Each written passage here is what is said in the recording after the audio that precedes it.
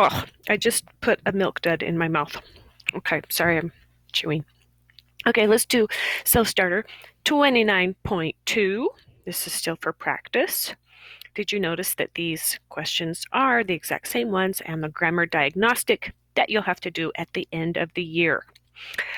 Here we go. Section 1, for each of the following, choose the sentence with the correct punctuation. Read each one. Number 1, A. My sister just had a baby boy, comma, and my father is thrilled. B. My sister just had a baby boy and my father is thrilled. That one doesn't have any commas or anything. C. My sister just had a baby boy, semicolon, and my father is thrilled. I already know that's not it because you wouldn't have the word and after it. You could use a semicolon to connect that complete sentence and that complete sentence without the and. D. My sister just had a baby boy, period, and my father is thrilled. Yeah. Try not to start sentences with a capital A on and. But as you get to be better writers, it's okay to do it once in a while. Just not very often. Okay, let's go to A or B. My sister just had a baby boy, comma, conjunction, comma, and. The answer is A. Did you like to just highlight it? Was that the easiest way to do that? Number 2, A. I love lobster, comma, but not shrimp. That's the one I think it should be. But the test says I love lobster, no comma but is the right answer. So just memorize that to get it right for the test, even though I think that's incorrect. 3.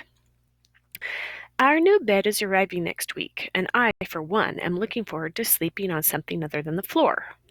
Okay, so the bed's coming next week. We have a comma and then we have these other commas around these other extra words. B.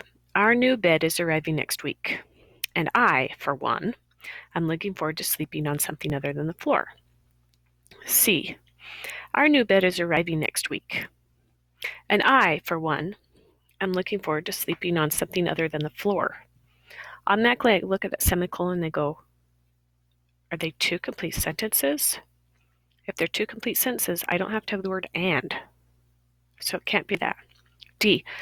Our new bed is arriving next week, and I, for one, am looking forward to sleeping on something other than the floor.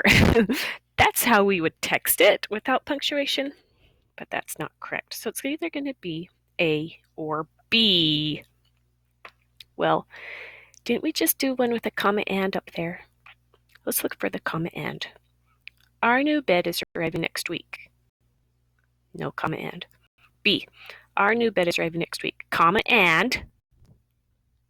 I, for one, am looking for. Okay, let me show you what this is. When they have this comma for one comma, if you take those words out in between the commas, if the sentence still makes sense, then it's grammatically okay. So I'm going to not even say that. Our new bed is arriving next week, and I am looking forward to sleeping on something other than the floor. Ha! Makes sense right there. Why would that let me highlight the whole thing? B is the answer. 4, 5 are gerunds and participles. Okay, those are verbals. Gerund usually ends in ing, acts as a noun. Participle is the describing word, usually ends in ed, but not always. It's describing something else. Number 4, circle the gerund in the sentence.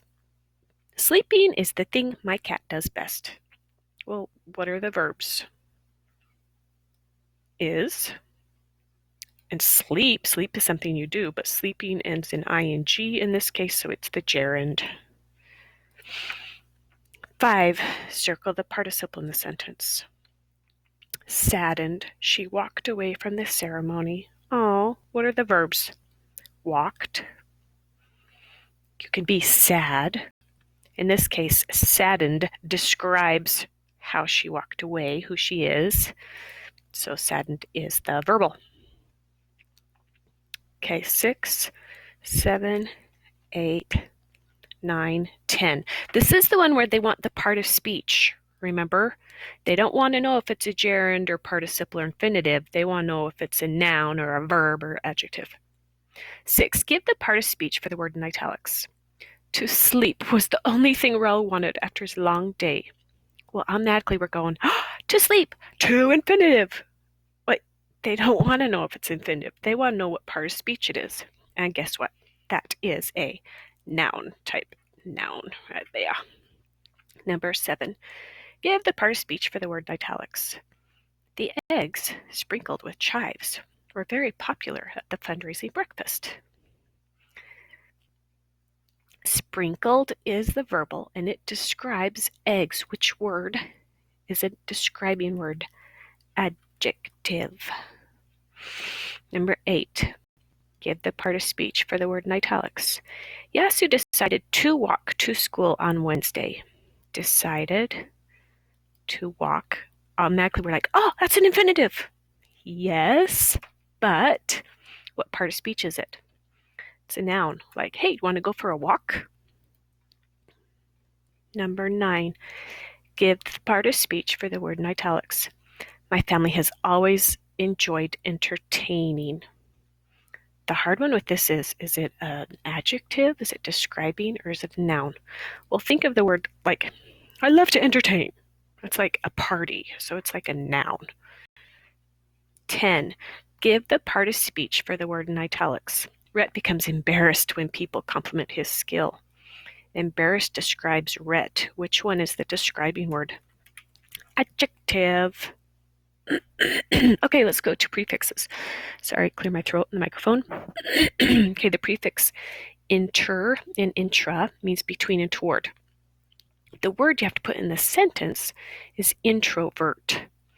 And now an introvert is someone not necessarily shy, but it's a person who